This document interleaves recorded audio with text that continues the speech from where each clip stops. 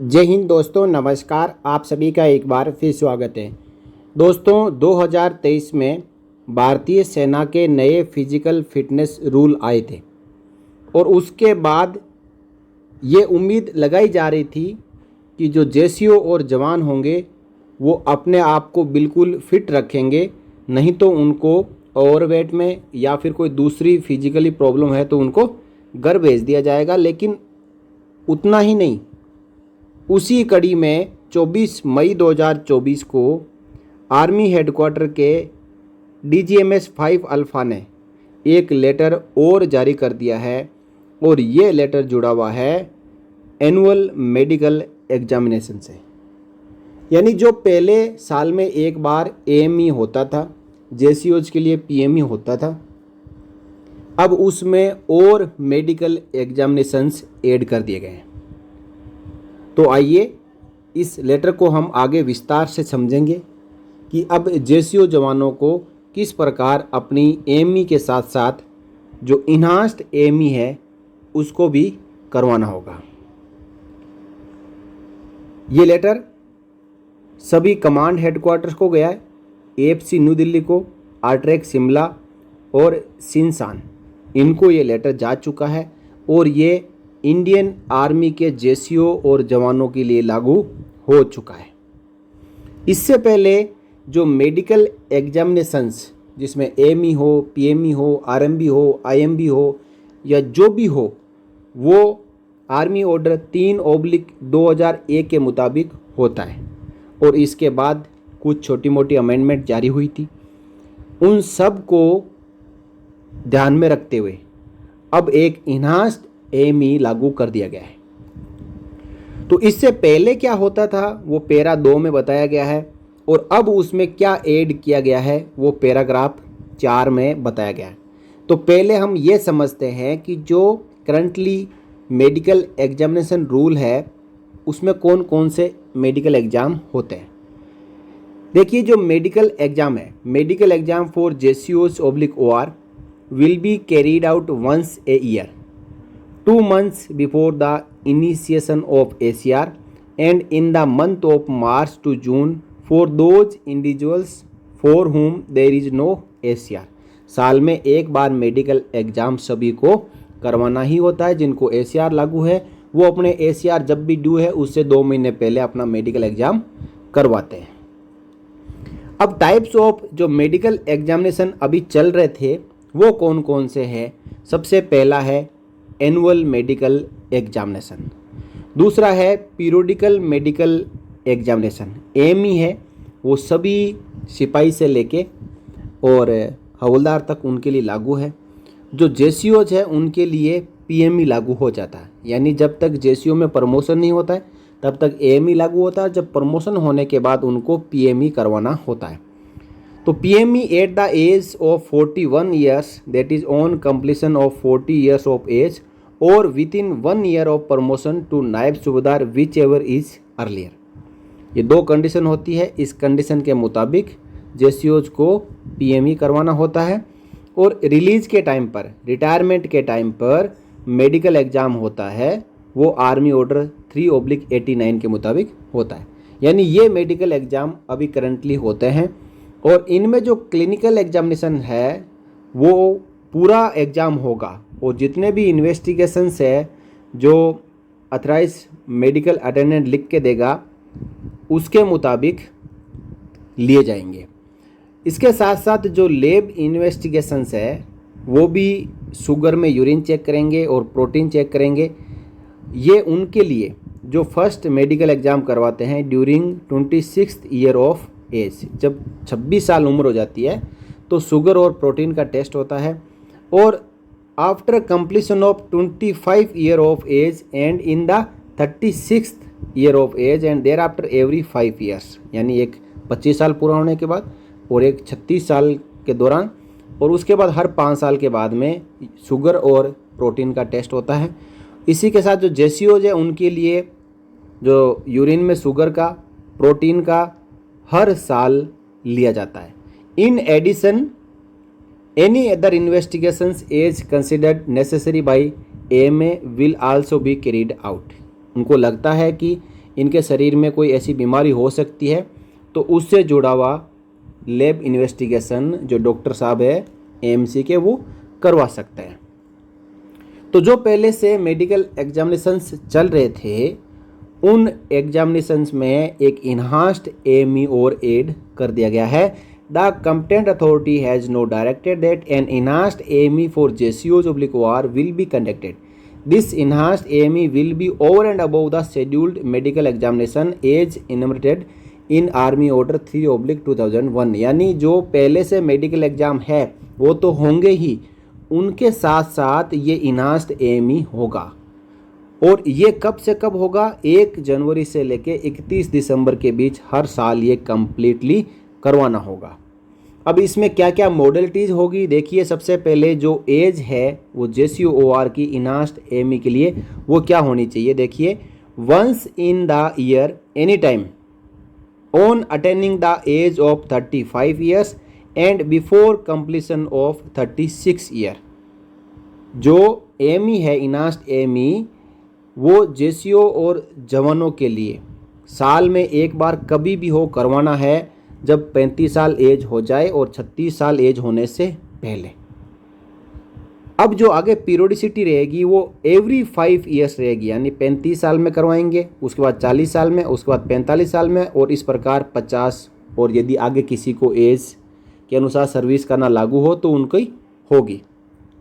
इसके लिए एक नया फॉर्म जारी कर दिया गया है APMS 3 ब्रेवो। इसकी 3 कॉपी बनेगी, एक कॉपी रिकॉर्ड ऑफिस को जाएगी, एक यूनिट में रहेगी और एक जो फील्ड सर्विस डॉक्यूमेंट है FS डॉक्यूमेंट है 9588 है उसमें एक कॉपी लगेगी। अब मेडिकल एग्जाम होगा कहाँ पे?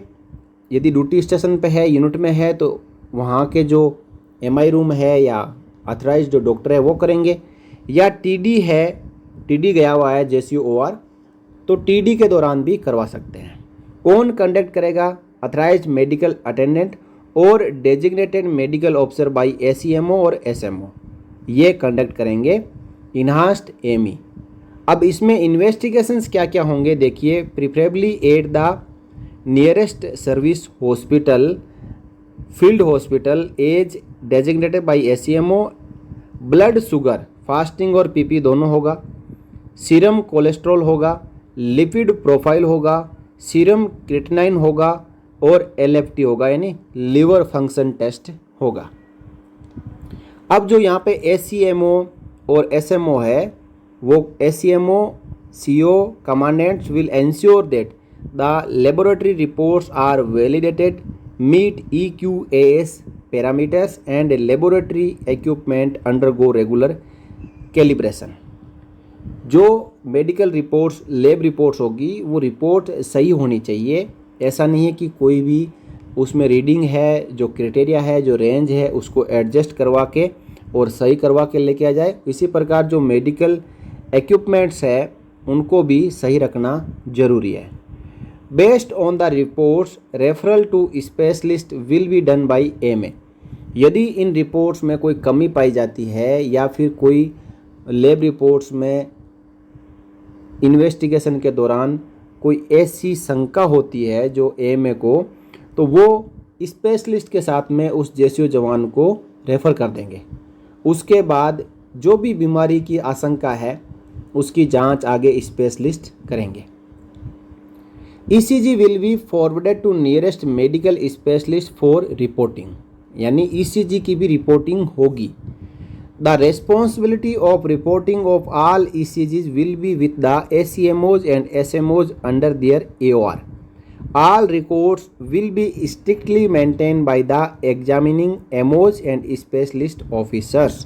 यानी अब है जो काफ़ी सख्त हिदायत दी गई है कि जो इन्वेस्टिगेशंस जितने होंगे उनको चेक किया जाएगा, ECG को प्रॉपर चेक किया जाएगा और उसकी रिपोर्टिंग की जाएगी। उसमें कोई कमी है तो उसको दर्शाया जाएगा, लिखा जाएगा।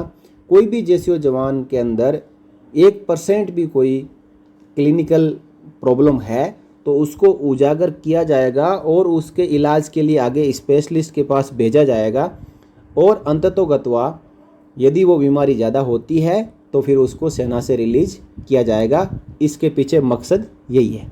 यानी बीमार जेसीओ जवान को अब इस सेना में रहने का कोई अधिकार नहीं है। नई पॉलिसी आ चुकी है और आने वाले समय में इस पॉलिसी का असर भी देखने को मिलेगा कि जेसीओ जवानों को जब लैब इन्वेस्टिगेशन होंगे, एक्सरे होंगे, शुगर, प्रोटीन, ये सब जांच होगी तो कहीं ना कहीं कोई बीमारी पकड़ी जाती है और उसका खामियाजा जो जेसीओ जवानों को भुगतना होगा। इसलिए अब जेसीओ जवानों को सतर्क हो जाना चाहिए और जो अननेसेसरी कंज्यूम चीज़ें करते हैं जो शरीर के लिए नुकसानदायक है उनसे अवॉइड रहना होगा। एक्सरसाइज करना होगा, मेहनत करनी होगी, अपने आप को फिजिकली फिट रखना होगा यदि सेना में रह के देश की सेवा करनी है तो। It will be the responsibility of the commanding officer of the unit that enhanced AME in respect of affected individuals of the unit is completed on time। यानी कमांडिंग ऑफिसर को ये जिम्मेदारी दे दी गई है कि वो जेसीओ जवानों की AME यानी इन्हांस्ड AME का पूरा ख्याल रखें और समय पे उसकी AME करवाएं। यदि ये लेट हो जाती है तो फिर स्टेटमेंट ऑफ केस बनेंगे, जो कंडोन हुआ, जो लेट हुआ है उसकी सैंक्शन ली जाएगी कॉम्पिटेंट अथॉरिटी से। Enhanced AME will not be dispensed with and any delay up to 6 months will be condone by brigade commander और deputy GOC and equivalent and beyond 6 months by GOC divisional and equivalent. यानी 6 महीने तक यदि late होती है तो brigade commander और deputy GOC sanction दे सकते हैं इन्हांस्ड AME करवाने के लिए। उसके बियॉन्ड यदि डिले होता है तो फिर आगे भेजना होगा, यानी जनरल ऑफिसर कमांडिंग ड्यू के पास भेजना होगा या उसके बराबर की रैंक के जो भी अधिकारी वहाँ पे काम कर रहे हैं उनसे जो डिले कंडोन हुआ है उसकी सैंक्शन ली जाएगी और उसके बाद जो इन्हांस्ड AME करवाई जाएगी। यानी हर प्रकार से आखिरकार उस जेसीओ जवानों की जो इन्हांस्ड AME होनी ही है, कोई भी नहीं बच सकता। इसके लिए अब जो मेडिकल रिकॉर्ड है वो अपडेट होंगे, जो हेल्थ रिकॉर्ड है, हेल्थ कार्ड है वो अपडेट होंगे, यूनिट में जो नर्सिंग असिस्टेंट है उसका काम बढ़ेगा, उसको ये सब जानकारियां रखनी होगी कि किसकी जो इन्हांस्ड AME कब ड्यू है, उसी के मुताबिक उनको इन्हांस्ड AME के लिए भेजना होगा। और ये नियम कब से लागू हुआ है? Date of issuance of this letter यानी 24 मई 2024 से ये नियम भारतीय सेना यानी इंडियन आर्मी के लिए लागू हो चुका है। इस प्रकार की गाइडलाइन थोड़े ही समय बाद में नेवी और एयरफोर्स के जवानों और जेसीओज इनके इक्विवेलेंट रैंक्स जो भी है उनके लिए भी लागू हो जाएगी। तो ये colonel medical DGMS army FMS 5 bravo की ओर से जारी हो चुका है और लागू हो चुका है। दोस्तों, जो हमारे इंडियन आर्मी के जितने भी जेसीओ जवान हैं उनकी जानकारी के लिए जो इस लेटर को मैंने आपको सही तरीके से समझाया है उनको समझ में आए, इसलिए आप इस वीडियो को शेयर कर दें और वीडियो अच्छा लगा हो तो लाइक कर दें। आगे भी आप इस प्रकार की जानकारियाँ पाते रहने के लिए आप चैनल को सब्सक्राइब कर दें। इस वीडियो में इतना ही, फिर मिलेंगे किसी नए वीडियो में आपसे जुड़ी हुई किसी नई जानकारी के साथ। तब तक के लिए जय हिंद, जय Bharat, Vande Mataram. For more updates, subscribe to our channel and enjoy watching the videos.